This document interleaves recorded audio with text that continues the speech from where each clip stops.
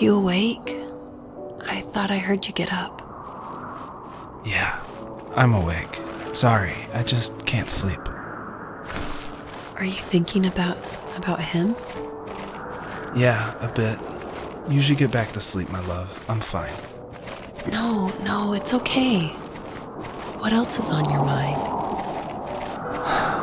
I don't know, it seems weird, but I had one of the most vivid dreams of my life. I saw a fox on a snowy mountain, just looking confused and worried. Those eyes, I can't get those eyes out of my head. She was running in the windy snow, looking for something. Do you think it has to do with you and what's been going on? I don't know. It was just a dream, Rachel. They're not meant to make sense. A lot's happened the past couple days, that's all. Well, if you're not going to sleep anyway, you should tell me. I want to hear. All right.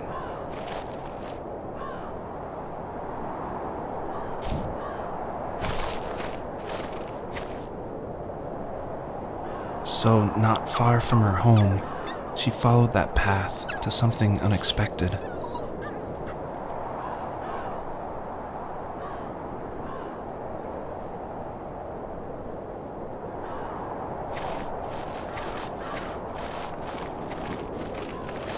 She couldn't stay, though.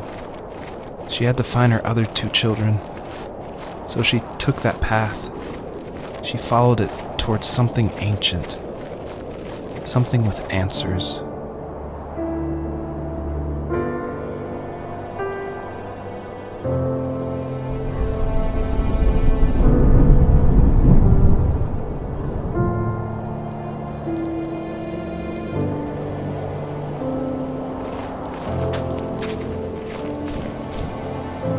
The fox looked high and low, searching for any sign of her cubs.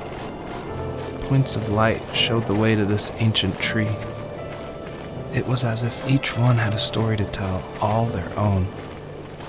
The land was trying to tell my story, too. I felt like I was right behind her the whole time.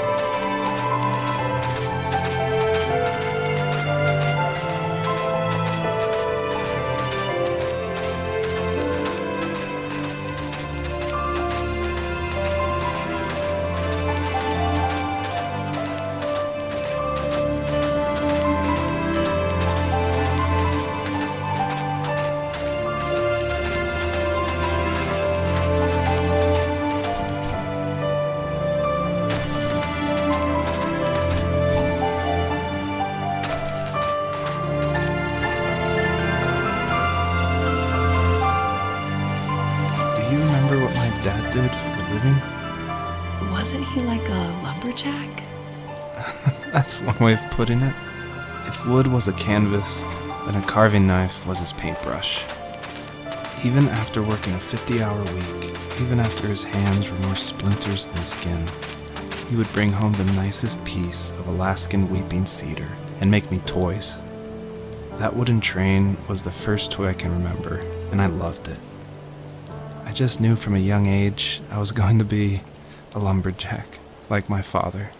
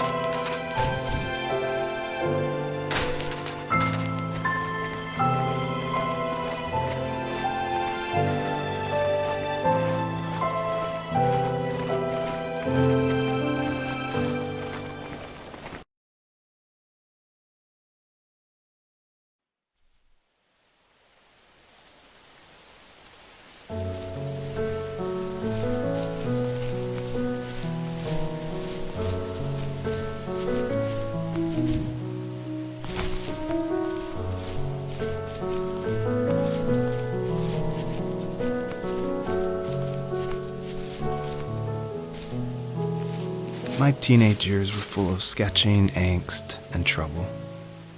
I wasn't popular or unpopular. Maybe just forgettable.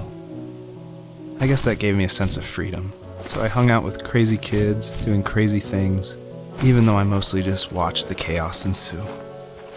We did it all. Put fireworks in mailboxes, hide roadkill in people's garages, break windows of the barber shop in Anchorage.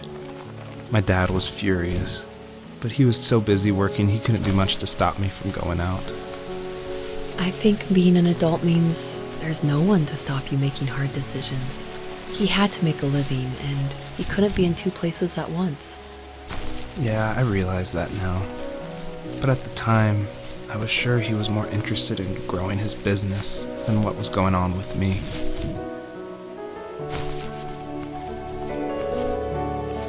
He was working another late night, and my friends were over, saying how bored they were and how they had come all the way out to my house for nothing. One of them mentioned how that old, ugly beyond belief truck was still in the garage, and how we should take it for a spin. I was only 15, so I kind of fought it for a while.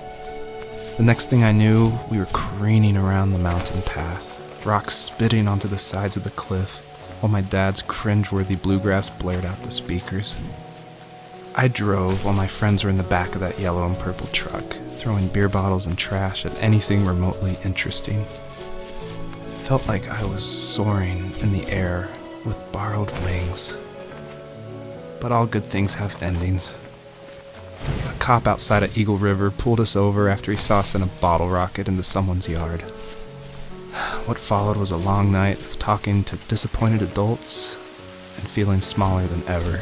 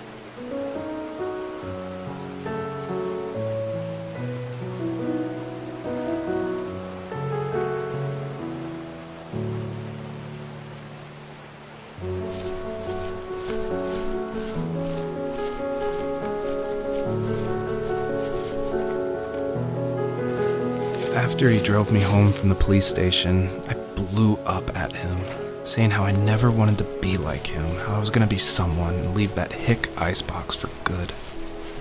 He just looked forward at the road with tired eyes.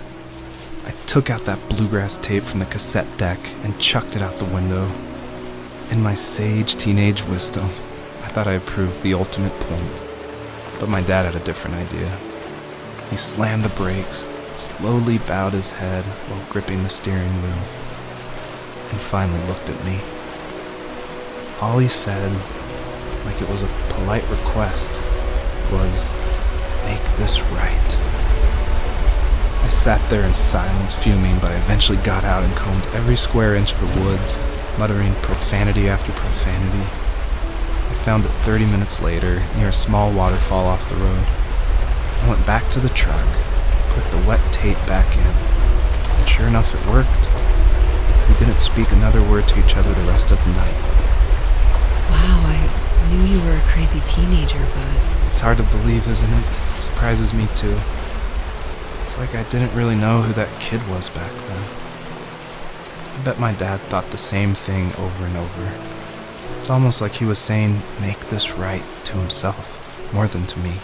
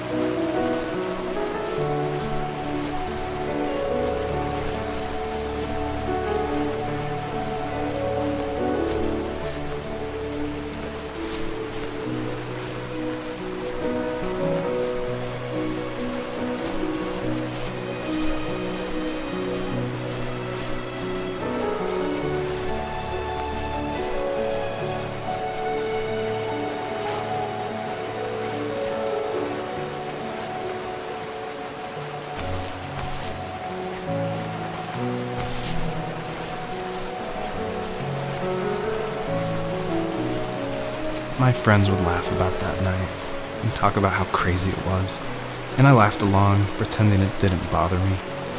But it did. I imagined my friends growing old in the bush, unable to find that thrill in those godforsaken ice fields.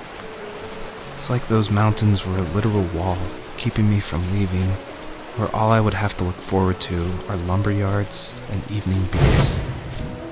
I had to climb over. That was my only goal for a long time.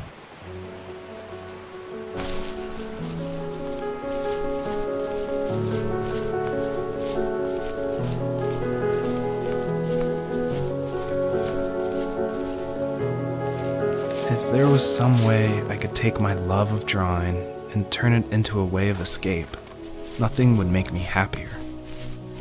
I wanted to create instead of tearing trees down. I wanted to move to the lower 48, not because I hated it there in Alaska, but I hated the idea of it. It's like all of that spite inside me had created this monster which followed me around my whole teenage years. I put so much energy into doing what others didn't expect of me. Why did I do that? There's one fact you're forgetting, though. If you didn't have that fire in you, we probably would have never met. You're absolutely right. Maybe the destination is all that matters in the end. But then why am I awake? Why am I seeing this fox go on her journey? And why can't I stop thinking about my dad?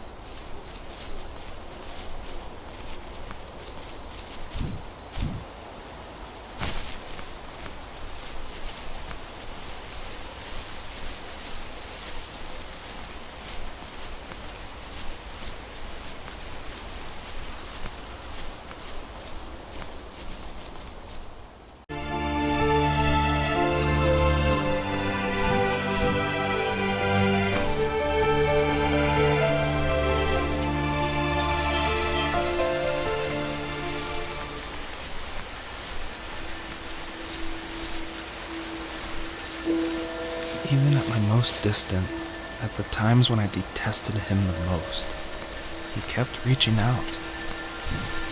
For a year straight, he asked me every week when we were going camping. I thought he was just dense. Eventually, to shut him up, I agreed. We carried out the worn lawn chairs from the garage and set up a cinder block campfire at the site we'd always used behind the house. We walked down the mountain path, talking in the warm sunshine we only got a couple months of the year. Those 3 obsidian rocks shimmered alongside the shore, almost like sparklers pressed against a dark window. I'll never forget that wet stone on my feet, or how those massive mountains looked even bigger in the lake's reflection. I felt small, but grateful. As the sun set, my dad found something I hadn't seen for a long time. The tree where I'd made my first carving when I was 6. I hadn't even carved it. My dad had helped me, but I still called it my tree. Something about seeing my name there made me open up, and we talked about everything that night in that old camouflage tent. I told him how much I loved sketching and design, and how it would be a dream to study architecture in Seattle. I told him how I didn't get along with my friends much anymore, but that I didn't mind being alone. He told me he was there for me, and he joked that if all he had to do was write my name on a tree to finally get me to talk, he would have left me carved logs with novels on them in front of my room every morning. I don't know why it took me that long to realize it, but it was then I knew how much he had sacrificed for me.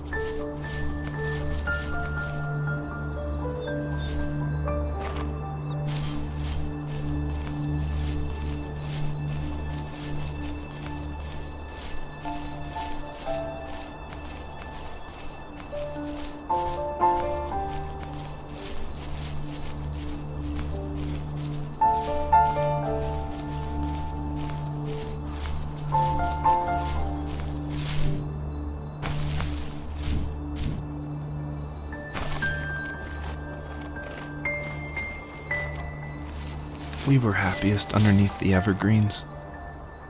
We decided it was time to finally map out the hundreds of acres we lived on just to pass the time during the summer.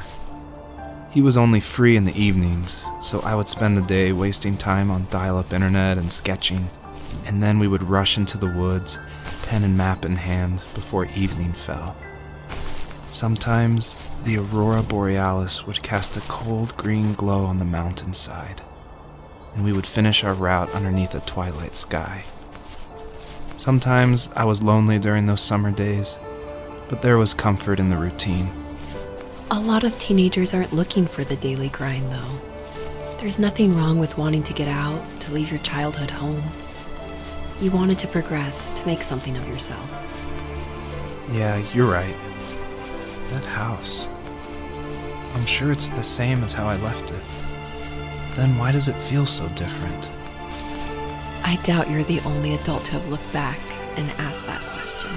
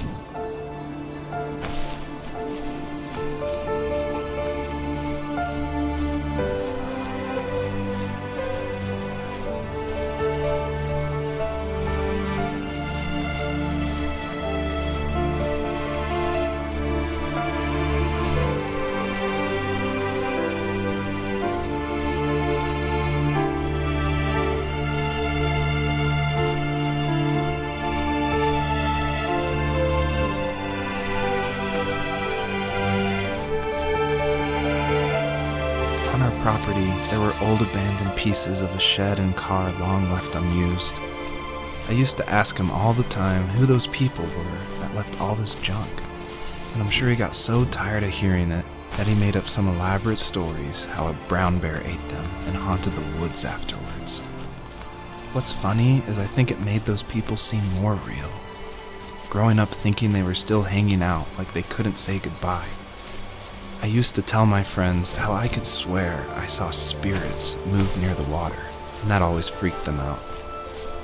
I guess it didn't bother me, because the way I saw it, they were normal people with old cars and sheds, just trying to figure out how to survive and be happy in the middle of nowhere.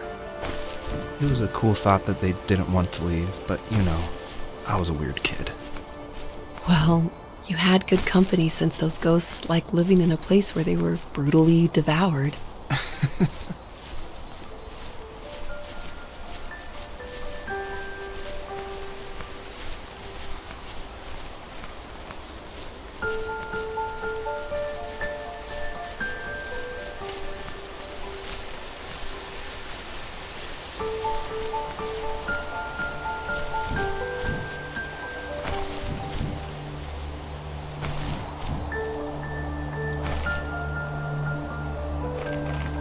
The perpetrator stood nearby, unfazed, like nothing was wrong. My dad is dead, and he's never coming back, Rachel. I can tell you these stories, but I can never reminisce with him again. He can never hold a grandchild that we'll probably never be able to have. I can never talk to him again, and I'll never be able to say I'm sorry for everything.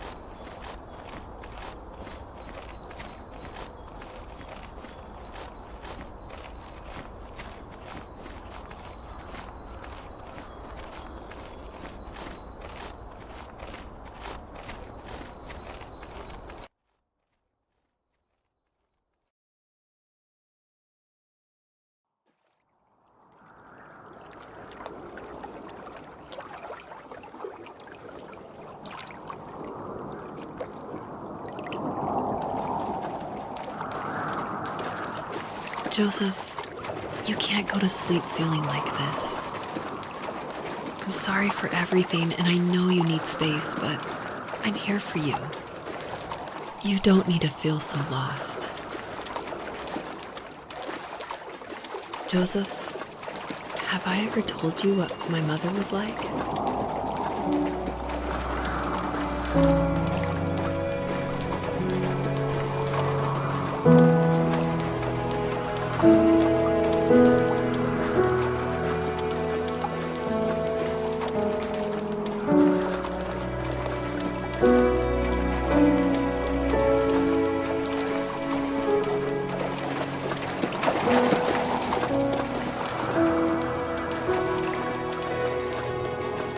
You know what it's like not to have a mom at home. And you know how hard that made my childhood. What helped me was watching the birds in the morning before the school bus came. I thought that my mother was one of those birds, and it made me want to be free like her. My mom taught me how to fold origami cranes while she was in the hospital. So I told myself I would fold one every day until I could fly myself. I think we both have always loved animals, and for me that love started with a dog. Sometimes this Rottweiler would come up to our property line and wait at the fence for me, but only once in a while. I was sure to check every day immediately after school, and it usually ended in disappointment.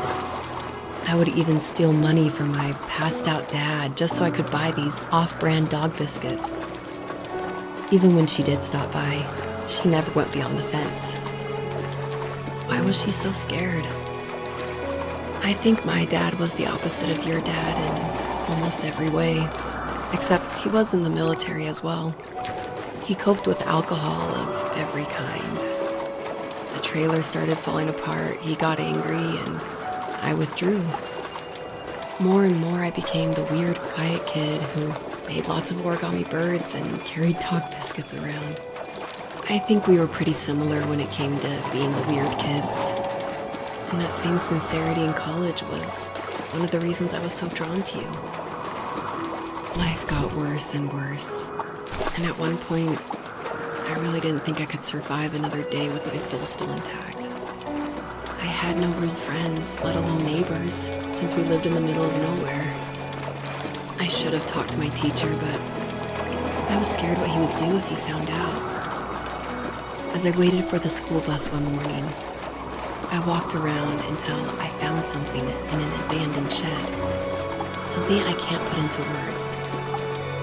I summoned courage I didn't know I had, and I broke into my dad's room and found the key to the shed where he had locked my bike. I'll never forget that feeling.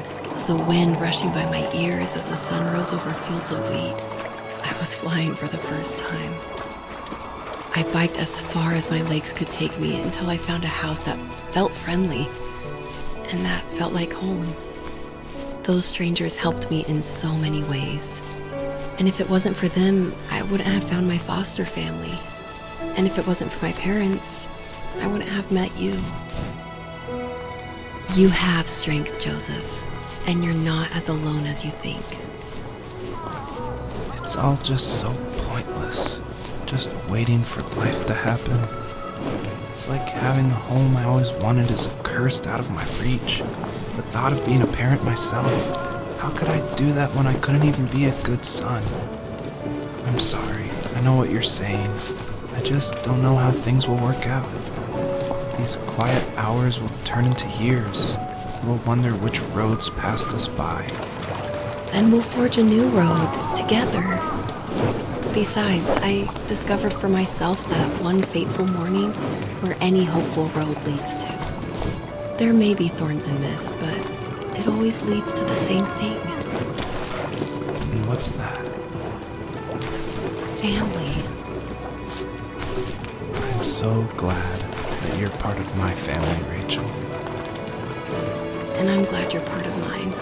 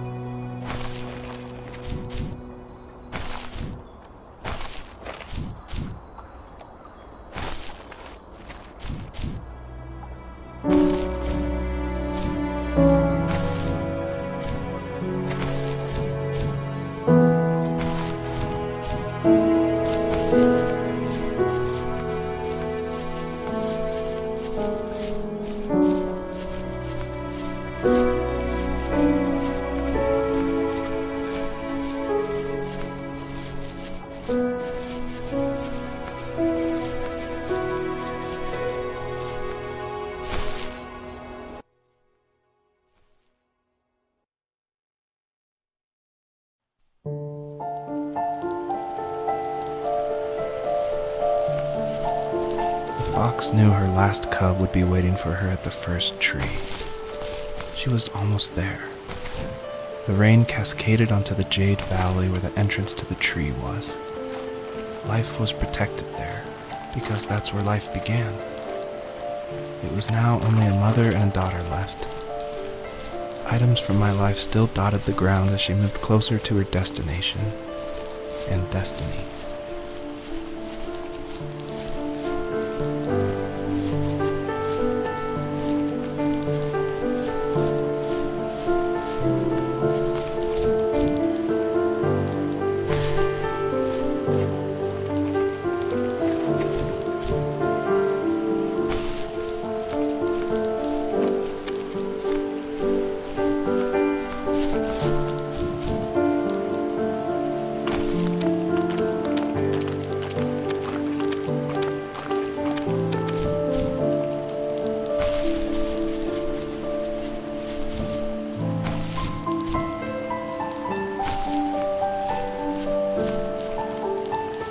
At the end of high school, I felt something I hadn't felt in a long time. Drive. I looked into the best architecture schools on the West Coast, then got a dose of reality when looking at other students' portfolios and the high cost of tuition. I still wanted to be something, to be the next Alvaro Siza, and to make those thousands of sketches worth something in my grand history. But now even an internship sounds impossible. Siza helped me understand how essential emotion is in architecture, and he also said light is the real composer of space. I like to think these glints of light, like not finding a job or even a strange dream about a fox, are something I should be thankful for, even if the illuminated space is something I'm less than comfortable with.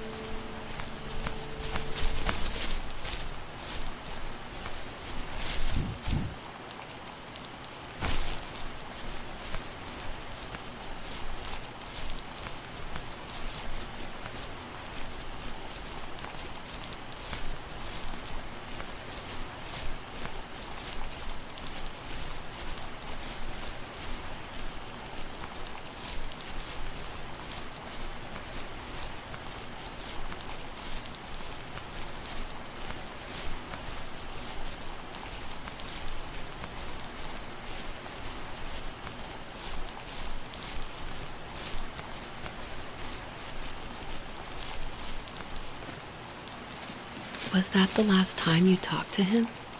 No, I called on holidays, and he would call on my birthday. I guess we acted like nothing ever happened, which was stupid. Didn't want to ask about his lumberyard, and I'm sure he didn't want to ask about my job search. I never went back and visited. I think the last conversation we had was about what movies we had seen and what exactly a best boy is in the credits. I thought he would be here so much longer.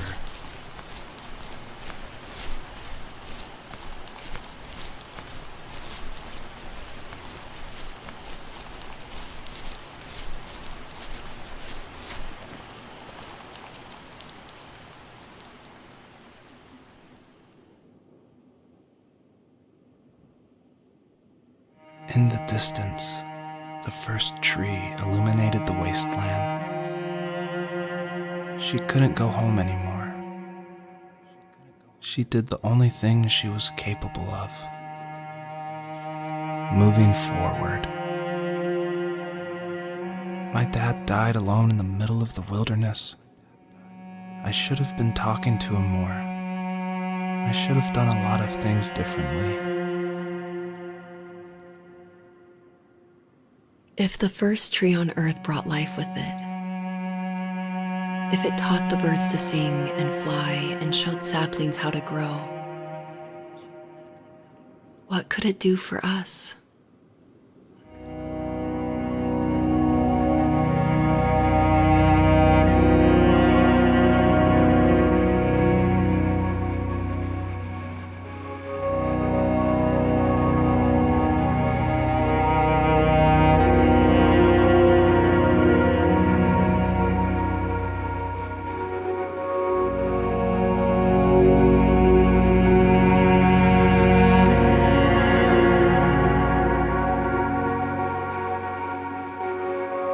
There was a letter I received yesterday from a name I didn't recognize, with a quote I can't stop thinking about. Death is not the opposite of life, but a part of it. More and more, I'm realizing one important truth. Each of us have our own journey to the first tree, but sometimes I'm not sure I'm ready to take that first step. You already have my love.